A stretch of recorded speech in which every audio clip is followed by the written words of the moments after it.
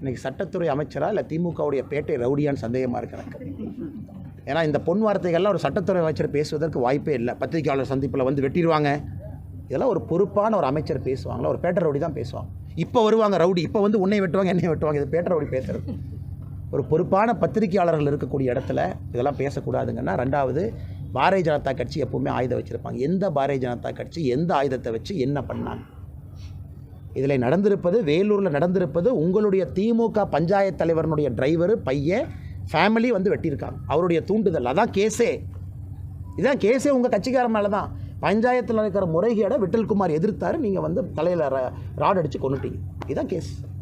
இதில் வெப்பன் வச்சிருந்தது யார்? வெப்பன் வச்சிருந்தது நீங்கள். ராடு வச்சிருந்தது யார்? திமுக.